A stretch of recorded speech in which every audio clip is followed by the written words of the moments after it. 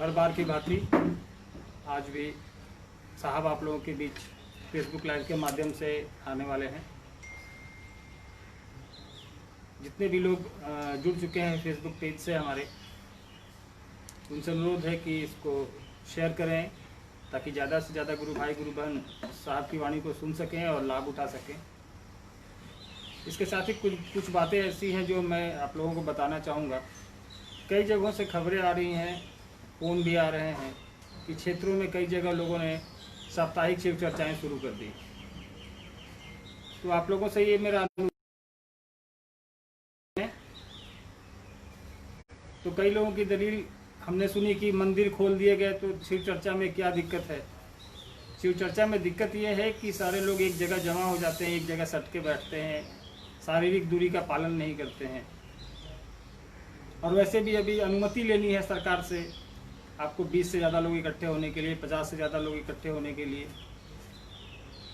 इसलिए हम फिर से अनुरोध करेंगे साहब के तरफ से और तीनों संस्थाओं की तरफ से कि अभी सभी तरह की शिव चर्चाएँ बंद हैं। 30 जून तक तो सबको सूचना दी गई है, लेकिन अगर ये कोरोना अगर इसी तरह जारी रहा है इसका प्रकोप, तो इसको बढ़ाया भी जा सकता है।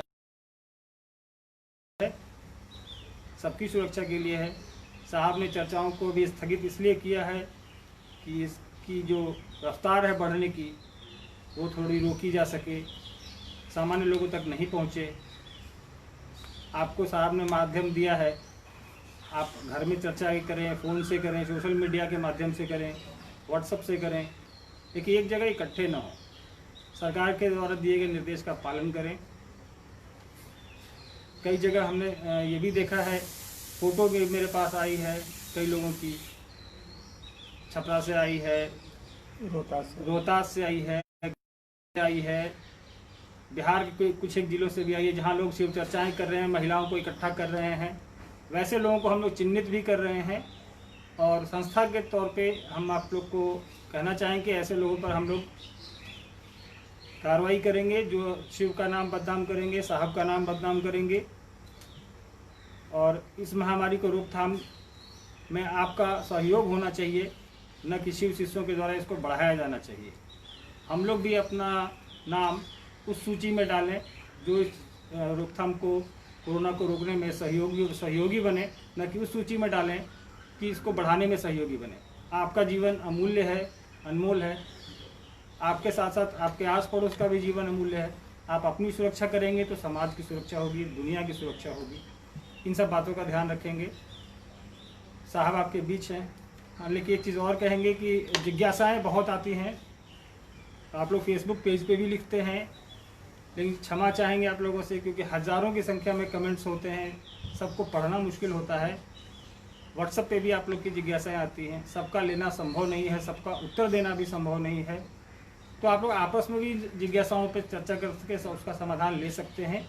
ज़रूरी नहीं है कि मुख्यालय से ही इसका समाधान हो, लेकिन मुख्यालय के स्तर पे साहब से हम लोग अनुरोध करते हैं। लेकिन आधे घंटे 45 मिनट में जितनी समस्या आपकी है, समाधान जो भी जिज्ञासा का हो पाता है, वो हम लोग प्रयास करते हैं कि आप तक पहुँचे। और शुक्रवार को साहब आते हैं, तो कई लोगों ने ये पूछा साहब शुक्रवार ही क्यों आते हैं, तो ये तो भाई साहब ही इसका उत्तर दे पाएंगे। ये दिन कोई ऐसा निर्धारित नहीं है, हो सकता है कल को मंगलवार को भी आ जाए, कभी रविवार को भी आए, जैसी सुविधा होती है वैसा हो जाता है, वैसा किया जाएगा आगे। इसको हम लोग अनुरोध करेंगे साहब से कि इसको सप्ताह में 2 दिन करें, ताकि ज़्यादा से ज़्यादा लोग लाभान्वित हों, साहब की वाणी से सुने उनकी बात। और जिज्ञासाएँ आप जो है अगर शुक्रवार के है तो बृहस्पतिवार तक ही भेजें, क्योंकि आप अभी भी मेरे फ़ोन पे जिज्ञासाएँ आ रही हैं तो संभव नहीं होता है। चलिए, हमें पता है कि आप साहब को सुनने आए हैं। हम अनुरोध करेंगे कैमरामैन महोदय से कि साहब तक कैमरा पहुंचाएं। आप सभी को फिर से प्रणाम।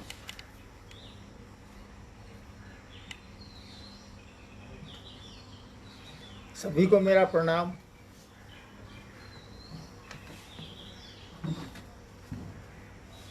अभी अनुभव बोल रहे थे,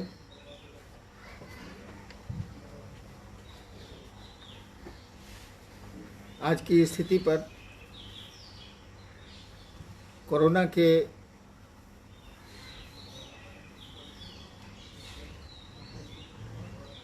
विषय में कि इसका प्रसार अभी भी जारी है, लेकिन हमने भी सुना है कि कई स्थानों पर लोग कमरे में या बरामदे में गुरु भाई बहनों को बुलाते हैं। मैंने तस्वीरें भी देखी हैं, छपरा हुआ, रोहतास हुआ, अन्य जिले भी हैं। ये लोग साप्ताहिक चर्चाएं करती हैं। अमूमन वही लोग करते हैं जो पुराने शिव शिष्य हैं। नए लोग बात सुन लेते हैं, पुराने लोग तो भाई सीनियर हैं तो कैसे सुनेंगे। लेकिन ये बात ठीक नहीं है। शिव शिष्य दूसरों का ख्याल रखते हैं, अपनों का ख्याल रखते हैं। हम लोग दूसरों के दुश्मन बन जाते हैं, समाज के हम लोग शत्रु हो जाते हैं। मित्र भाव या सहृदयता का भाव हम लोगों के पास है ही नहीं। जैसे जैसे शिव शिष्यता हमारे आपके मन में प्रवेश करती है, मैं देख रहा हूँ कुछ लोगों को, कुछ ही लोग हैं जो समाज के शत्रु हो गए, लोगों के शत्रु हो गए, परिवार के शत्रु हो गए। वो जरा भी ख्याल नहीं रखते कि बीमारियां फैलती हैं तो उनको रोका कैसे जाए, उनसे दूरी कैसे बनाई जाए। चर्चा इन लोगों को लगती है यही महादेव। शिव चर्चाएं जो हो रही हैं या होती थी पहले, लोगों की उत्कंठा इतनी ज़्यादा है शिव चर्चाओं के माध्यम से कि लगता है कि शिव की कोई कीमत ही नहीं। शिव चर्चा की कीमत है क्योंकि उसमें सम्मान छिपा हुआ है, एक मोहल्ले में वर्चस्व छिपा हुआ है, एक इलाके में आपका अदब छिपा हुआ है, आपका सम्मान छिपा हुआ है। लेकिन शिव की कीमत नहीं रह गई। मैं तो कहता हूं ये लोग शिव शिष्य नहीं है, ये लोग चर्चरिया हैं, चर्चा के शिष्य हैं। मैंने ऐसा कभी नहीं कहा कि आप चर्चा के शिष्य हो जाएं, मंत्रों के शिष्य हो जाएं। आपको हमको शिव का शिष्य बनना है। महादेव हम लोगों के गुरु हैं, शिव हम लोगों के गुरु हैं। हम लोगों ने उनको गुरु माना है तो उनकी कीमत न ज़्यादा होगी। आदमी का स्वभाव है कि जिस चीज़ का महत्व वो ज़्यादा लेता है, उस ओर उसका आचरण होता है, उस ओर उसकी दिशा होती है। तो महत्व चर्चा का ज़्यादा है, इसीलिए इस रोक में भी, मनाही में भी लोग चर्चाओं के पीछे पागल हैं, समझते नहीं। ये शिव शिष्यता नहीं है, ये शिव शिष्यता का मजाक हो रहा।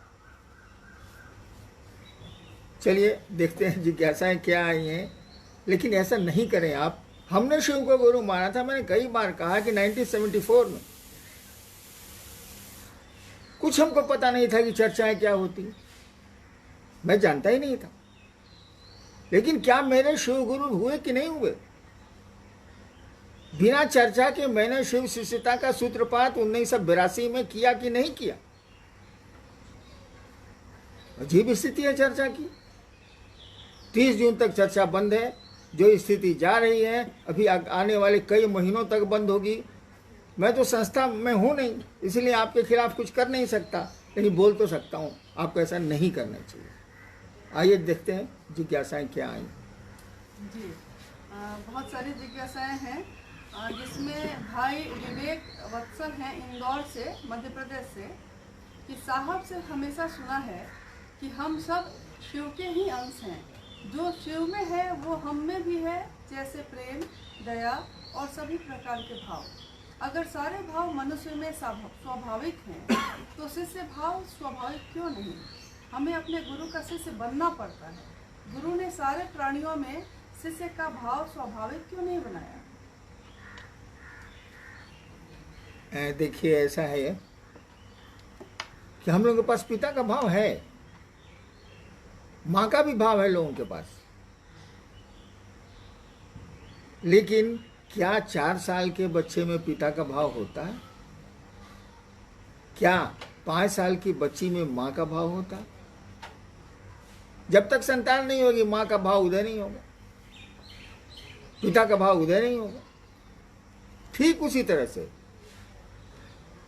जब तक हमारे आपके मन में शिष्य भाव नहीं जगेगा तो गुरु भाव से जुड़ेगा नहीं। गुरु भाव है हमारे आपके बीच में, दया का भाव है हमारे आपके बीच में। वह शिव ऐसा थोड़ी है, उसने जो जीव बनाए हैं तो उसने सब कुछ उसको दिया है। जो गुरु के पास है सो आपके पास भी है, जो आपके पास है वो गुरु के पास भी है। तो उसने शिष्य भाव भी दिया है, गुरु भाव भी दिया है, लेकिन अनुकूल परिवेश होने पर ही वो उदय होगा। बिया है, बरगद का बिया ले लीजिए, रखा हुआ है, वृक्ष होगा, संभावना है वृक्ष की, बहुत विशाल वृक्ष की संभावना है, लेकिन वृक्ष नहीं होगा जब तक कि उसको कंजीनियल एटमॉस्फेयर नहीं मिलेगा, जब तक उसको अनुकूल वातावरण नहीं मिलेगा, मिट्टी, पानी, हवा, धूप, तब तक वो बीज अंकुरित नहीं होगा। बीज है। ठीक उसी तरह से ये सारे भावों के बीज हम लोगों के मन में हैं, वो परिस्थिति जन्य होते हैं, और जब तक उसको वैसा वातावरण नहीं मिलेगा ये अंकुरित नहीं होंगे। तो शिव गुरु हैं, वो हमारे आपके बीच हमारे आप में भी हैं।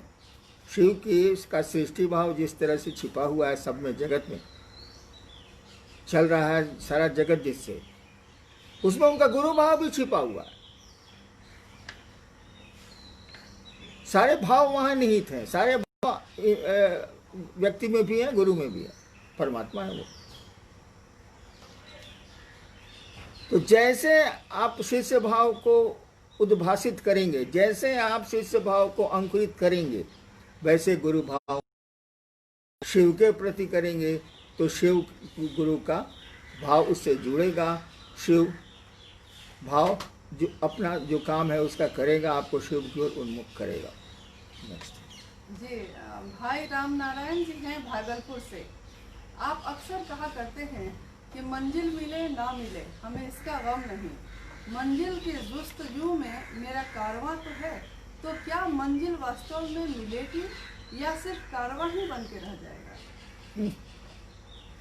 अगर आदमी ये सोचे कि उसको परिणाम मिलेंगे कि नहीं मिलेंगे एक विशेष कार्य के, तब तो वो कार्य ही नहीं करे।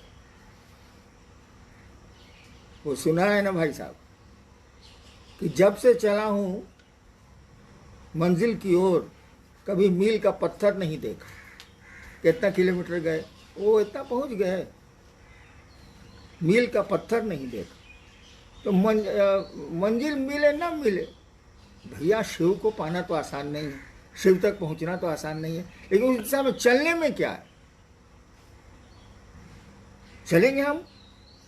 मैं बहुत पहले कहा करता था, मेरे पिताजी बहुत क्रुद्ध होते थे मुझ पर कि तुम अपना काम छोड़ के सब कौन धंधा करता है, महादेव महादेव क्या करता है। तो हम कहते थे कि कोई गंदी आदत किसी बेटे में हो और बेटा सयाना हो गया, और मैं तो डिप्टी कलेक्टर हो गया था, तो पिता की बात नहीं सुनता है। पिता लाख समझाता है कि गंदी आदत छोड़ो, वो सुनता ही नहीं। अंत में पिता दरकिनार हो जाते हैं, खुद ही दरकिनार हो जाते हैं, तो नहीं छोड़ता। तो हमने कहा कि मैं महादेव महादेव करता हूँ, देखता हूँ यहाँ क्या होता है। मेरी कोई ख्वाहिश नहीं है कि मंजिल मिलेगी ना मिलेगी, शिव की ओर चलना है। कम से कम जगत को, दुनिया के लोगों को शिवोन्मुख किया जाए, कोशिश की जाए कि उनमें शिव का भाव उतरे, शिव जैसा उनमें आचरण हो, अशिव का आचरण कम से कम नहीं हो। जी, भाई ओम जी हैं विराटनगर नेपाल से। कि शिष्यानुभूति में आपने लिखा है कि किसी भी परिस्थिति में शिष्य के लिए शिव गुरु की मात्र साकार स्थिति स्वीकार नहीं है। तो गुरु की साकार स्थिति क्या है, निराकार स्थिति क्या है? किस स्थिति में हम निराकार को स्वीकार करें या साकार को अंगीकार करें? देखिए, आप भी साकार हैं कि नहीं है इसमें संदेह, ये उनका सवाल है। ओम जी नेपाल से। ओम जी, आप शरीर हैं कि शरीर से अलग हैं? ये आपका शरीर है, ये एक पर्टिकुलर व्यक्ति, एक आदमी का शरीर है। आप तो मन भी नहीं है। क्यों? आपकी आप कहते हैं कि आज मेरा मन नहीं है, बाजार नहीं जाएंगे। जैसे आदमी बोलता है कि आज मेरा पाँव दर्द कर रहा है, मैं नहीं जाऊंगा, तो पाँव थोड़ी है। मेरी चप्पल टूट गई है, इसका मन आप चप्पल है। मेरा मन दुखी है, इसका मन आप मन है। आप मन भी नहीं है, आप शरीर। शरीर कितने अवयव बदल जाते हैं, आप चिकित्सा विज्ञान देखिए, चिकित्सकों द्वारा बदल दिए जाते हैं, डॉक्टर्स बदलते हैं, तब भी आप वही रहते हैं। शरीर के अंग प्रत्यंग बदल जाते हैं, दूसरे अंग लग जाते हैं, तब भी आप वही रहते हैं, आप नहीं बदलते हैं। आप मन भी नहीं है, आप हैं कौन? Who are you? आप कौन है? वो साकार है कि निराकार है? अभी साकार है, लेकिन ये आकार तो उसका बदल रहा है। एक छोटा सा बच्चा गोदी में एक दिन इतना बूढ़ा हो गया, फोटो पहचानिएगा। मेरी बचपन की तस्वीर देख के जिसने नहीं जाना है वो नहीं कह सकता यही हरिनारायण है। बचपन का आकार बदल गया, शरीर बदल गया, रूप रंग बदल गया, सब बदल गया, लेकिन हरिनारायण तो है, वो बच्चा हो या बूढ़ा हो। तो देखिए वो आकार तो बदला, हरिनारायण का कोई आकार तो है नहीं, अभी आकार है जो बदल रहा है, बदलता जा रहा है।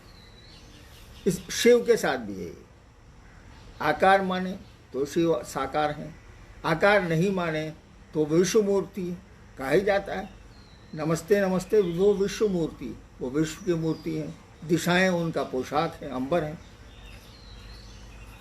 तो व्यक्ति को जो मन करे, वो साकार स्थिति हो या निराकार स्थिति हो, कदम तो बढ़ाए। साकार को पकड़ना थोड़ा आसान होता है, लेकिन निराकार ही साकार को ही मान लीजिएगा तो नहीं चलेगा। हमको आप शरीर में मान लीजिएगा तो कैसे चलेगा? मेरे मरने के बाद एक सत्ता थी हरिनारायण, जिसने ऐसा किया, ऐसा किया, ऐसा किया, बुरा किया, अच्छा किया। इसीलिए निराकार साकार में बहुत माथा नहीं लगाना है। जो साकार है उसी में निराकार है, जो निराकार है उसी में साकार है। जी बहन नीलू जी हैं मिजोरम से। साहब आपसे सुना है कि लौकिक जीवन में पारलौकिक को शामिल करो तो जीवन सुंदर हो जाएगा, और पारलौकिक में लौकिक को शामिल मत करो। आखिर यह लौकिक पारलौकिक क्या है?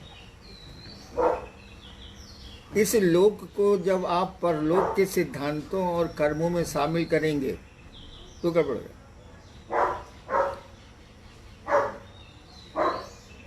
और उस लोक को इसमें शामिल करिए, ये सुंदर है। जैसे धरती पर का कोई काम है, उसमें शिव को शामिल कीजिए, उसमें अपने गुरु को शामिल कीजिए, वो काम सुंदर हो। आपकी थकान कम हो जाएगी, आपकी परेशानी कम हो जाएगी। विज्ञान कहता है कि सूक्ष्म कामों में किया गया या दूसरों की सहायता में किया गया काम में मन थकता नहीं है, शरीर थकता नहीं है, कम थकता है। तो क्या कह रहे थे? जी लौकिक हाँ, तो इस लोक में अगर परलोक को आप शामिल करेंगे, वैसे शामिल है वो, उसको हटा नहीं सकते आप, करेंगे तो आपको दिक्कत होगी। जगत में तरह तरह के भाव हैं, वहाँ कुछ भाव नहीं चलते, लेकिन वहाँ के भाव को यहाँ शामिल करेंगे तो ये जगत सुंदर हो जाएगा। शिव को जगत में शामिल करिए, जगत बहुत सुंदर हो जाएगा। जगत को शिव में शामिल कीजिएगा तो हर राजनीति चली जाएगी, सब खत्म हो जाएगा। जी भाई सतीश जी हैं बक्सर बिहार से। क्या जो लोग नमः शिवाय से अपने गुरु शिव को प्रणाम करने का प्रयास करते हैं, उनको महामृत्युंजय जप, पार्थिव शिवलिंग पूजन या रुद्राभिषेक आदि की आवश्यकता पड़ सकती है या नहीं? नमः शिवाय करने वालों को शिव के से संबंधित अन्य पूजा पाठ करने की आवश्यकता पड़ सकती है या नहीं, ये सवाल है ना? जी जी। देखिए, नमः शिवाय शिव का संपूर्ण मंत्र है। नमः शिवाय जो मंत्र है उसका अर्थ शिव को प्रणाम है। शिव के हजारों नाम हैं, वो हजारों नामों को प्रणाम जाता है। एक शिव को प्रणाम करिए तो सबको प्रणाम, हरिनारायण को प्रणाम करिए तो सबको प्रणाम जाएगा। मैं ज्वाइंट सेक्रेटरी भी था, मैं ड्राइवर भी हूँ, बहुत काम मैं जानता हूँ। तो वो सारे काम को एक साथ हम ही को प्रणाम कर लिया तो सब काम हो गए। मुझको आप कहें कि मुझको गाड़ी से ले जाके वहाँ पहुँचा दिए, मैं पहुँचा दूंगा, मेरा काम ड्राइवरी करना थोड़ी है। लेकिन हरिनारायण से जुड़े हैं तो हमको जो जो आता है वो काम मैं आपको कर दूंगा। तो शिव से जब जुड़िएगा, कहा जाता है नमः शिवाय शिव के समग्र स्वरूप को प्रणाम है। समग्र, उनके जितने स्वरूप हैं, अपने रूप हैं, रूप तो जगत भी है, स्वरूप उनके जितने हैं, महाकाल हैं, मृत्युंजय हैं, अघोरेश्वर हैं, महादेव हैं, शिव के समग्र स्वरूप को नमः शिवाय प्रणाम करता है, प्रणाम निवेदित करता है, नमः शिवाय। अब जप करते हैं आप, जप अगर मंत्रों का जप अगर सही ढंग से करते हैं, यानी उसमें भाव प्रणाम हो रहा है, नमः शिवाय का मानी अगर चैतन्य और अर्थ उसमें जा रहा है, आपके मन में आ रहा है, शिव को प्रणाम हो रहा है, अगर मन अनुक्रम से शिव को प्रणाम कर रहा है, तो मेरा अपना विचार है किसी अन्य पूजा पाठ की कोई आवश्यकता नहीं है। और देवताओं को प्रसन्न करेंगे आप तो शिव प्रसन्न नहीं होंगे, लेकिन शिव को प्रसन्न कर लेंगे आप तो सभी देवता प्रसन्न हो जाएंगे। वो तो नाम ही है महादेव, मैंने देवताओं में महादेव। जी भाई रोहित जी हैं हुगली बंगाल से कि आपने लिखा है कि हे महेश्वर, तुम्हें जानना, समझना और पहचानना अनुमानस की सीमा से बाहर की बात है। तुम जैसे भी हो, तुम्हें बारंबार नमस्कार है। तो शिव के शिष्य खुद में किस शिव को जानने अध्यात्म में अग्रसर होते हैं या हो रहे हैं? महादेव दो तीन थोड़ी है। महादेव वही है जिसकी पूजा होती है मंदिरों में, जिसके गीत गाए जाते हैं गांव घरों में। महादेव तो वही है, वही गुरु है, वही सब कुछ है। शिव के शिष्य भी उसी महादेव को मानते हैं जिसको सारा जगत मानता है, सारा भारतवर्ष मानता है। हम लोग शिव को महादेव के रूप में भी पूछते हैं, जिस रूप में कहिएगा उस रूप में पूछते हैं। मंत्र एक ही है, नमः शिवाय, यानी शिव को प्रणाम।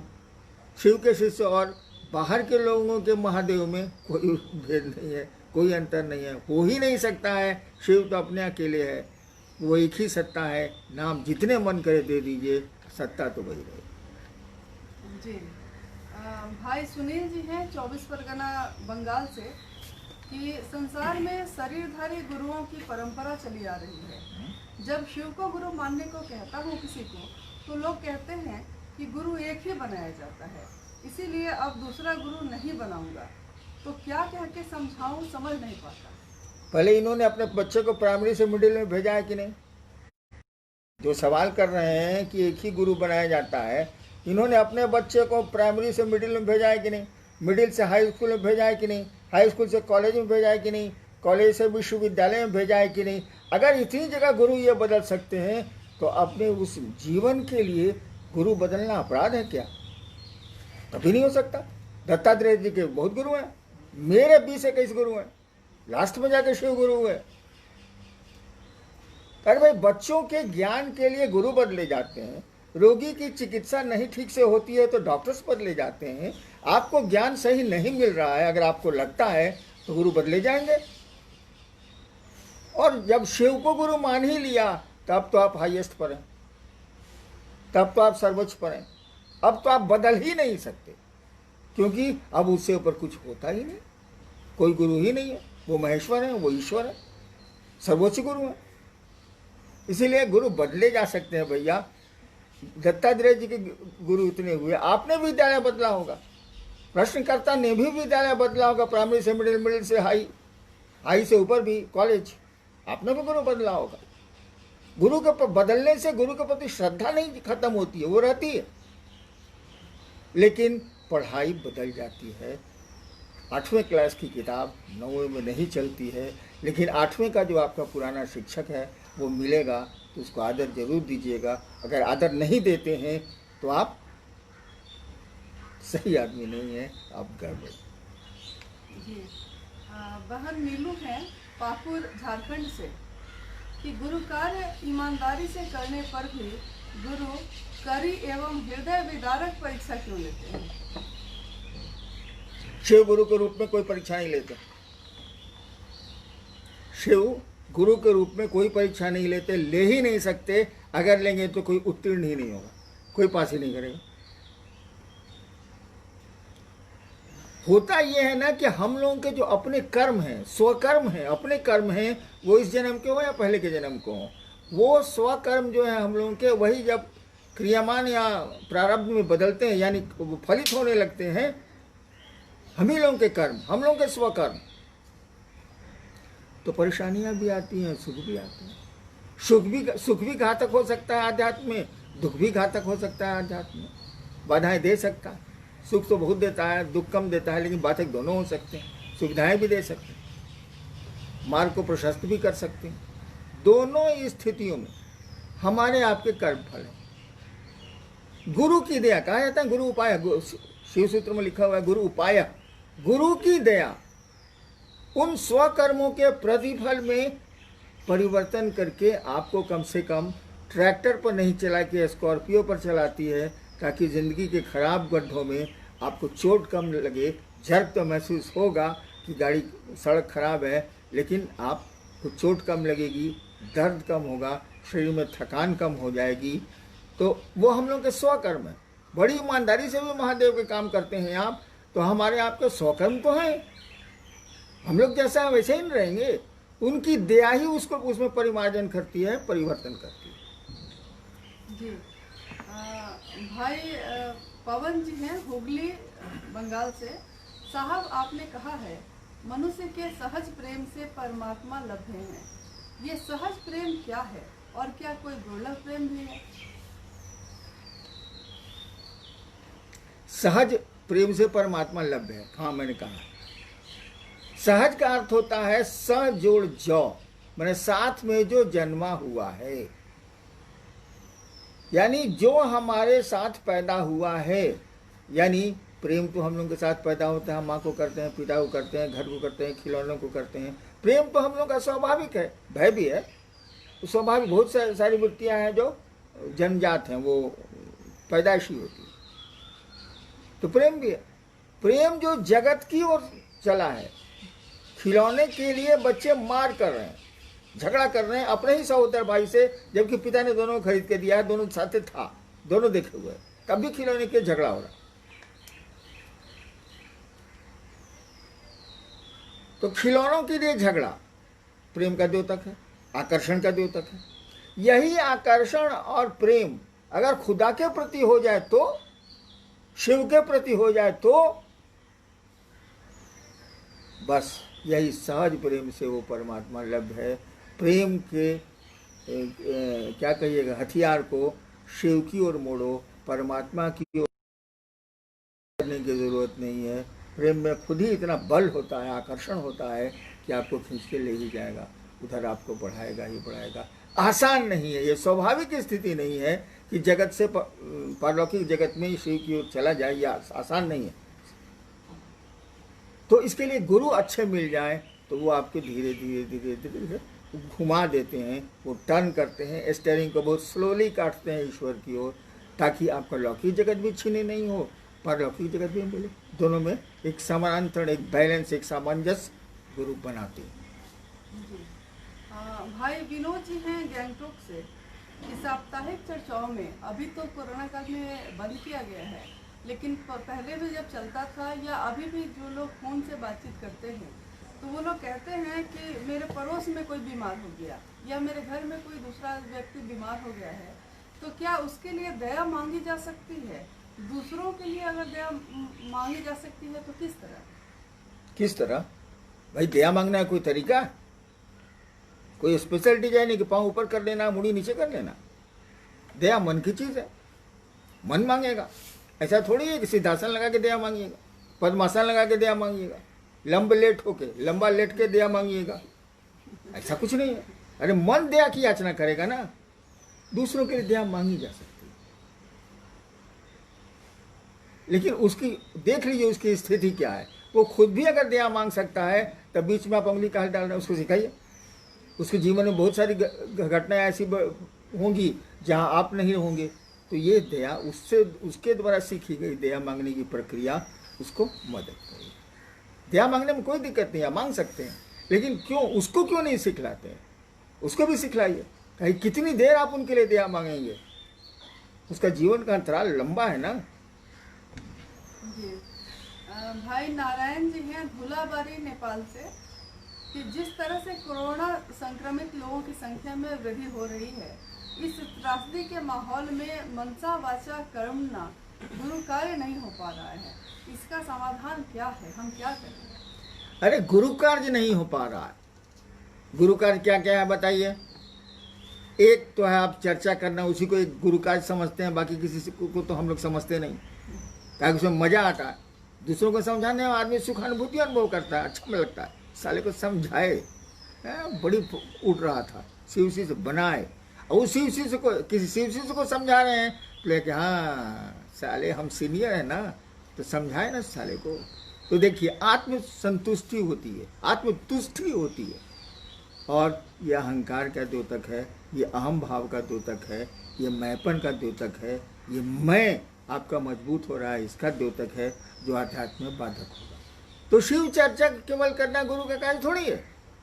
अरे उनसे दया मांगी जानी चाहिए, फोन पर लोगों को प्रेरित करना चाहिए कि वो शिव की ओर चलें, उनको प्रणाम करना चाहिए। नमः शिवाय आपको दिया गया है, प्रणाम करिए। प्रणाम में बोलने की ज़रूरत नहीं है, दया मांगने में बोलने की ज़रूरत नहीं है। और फ़ोन पर और अदर जो माध्यम है आपके इलेक्ट्रॉनिक, उस पर तो समझाया जा ही सकता है ना। अपने रिलेशन को समझाइए। चर्चा हो रही है, अभी साप्ताहिक चर्चा की बात चल रही थी कि लोग घरों में बैठ के पलंग पर गुरु चर्चा कर रहे हैं चश्मा पहन के, बाकी गुरु भारे नीचे बैठे हुए। एक आदमी मुझको तस्वीर भी दिखलाई एक जिले की, बहुत अपने को सीनियर मोस्ट कहने वाले उस जिले के शिव शिष्य हैं। उस साल कहाँ से सीनियर मोस्ट हो गए हमको समझ ही भी नहीं आ रहा, जब आचरण ऐसा है। ये गुरु चर्चा है कि गुरु चर्चा का मजाक? तो गुरु चर्चा ही गुरु भाव है, गुरु का कार्य है। शिव का कार्य मात्र गुरु चर्चा करना है, ऐसा तो नहीं है बिल्कुल। अरे शिव से लोगों को जोड़ना है, ये गुरु चर्चा के माध्यम से होगा, ऐसा तो नहीं। कई माध्यम है जिसे समझाए जा सकते हैं। इसीलिए ऐसा मत कहिए कि गुरु चर्चा कैसे होगी।